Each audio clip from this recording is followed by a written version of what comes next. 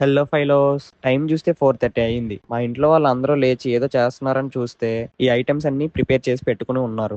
ఏంటమ్మా ఈ టైంలో ఇవన్నీ అని అడిగితే, ఈ రోజు అట్ల దగ్గర సన్ రైజ్ అవ్వక ముందు తినేయాలి, మళ్ళీ ఈవినింగ్ చుక్క వచ్చేంత వరకు ఉపవాసం ఉండాలి అని చెప్పింది. ఇంకా మార్నింగ్ అక్షంతలు, అరటిపళ్ళు, పసుపుండలు ప్రిపేర్ చేసుకుని అవన్నీ తీసుకుని 11 మందికి వాయనం ఇవ్వడానికి మా అక్క మా చెల్లి వెళ్ళారు. ఆ వాయనం ఇవ్వడం అయిపోయిన తర్వాత మా ఇంటి పక్కనే ఉన్న ఉయ్యాల దగ్గరికి అయితే వెళ్ళాం. ఇంకా మా అక్కని మా చెల్లిని ఉయ్యాలు ఊపి ఇంకా వాళ్ళతో పాటు నేను కంచేపు ఉయ్యాలు ఊగేశా. ఇంకా ఈవినింగ్ మా ఊర్లో ఉన్న కాలంగి నది దగ్గరికి వెళ్లి గౌరీదేవికి పూజ చేసి నైవేద్యంగా అట్లు పెట్టి, పాలల్లో గౌరమ్మ నీళ్ళల్లో గౌరమ్మ నీ నోము చెల్లింది మా నోము పండింది అని చెప్పి గౌరీదేవిని నీళ్ళల్లో కలిపేశారు. అక్కడి నుంచి గోపూజ కోసం మా ఇంటి దగ్గర ఉన్న ఆవు దగ్గరికి వచ్చి ఆవుకి బొట్లు పెట్టి ప్రసాదం కింద అట్లు అయితే పెట్టేశారు.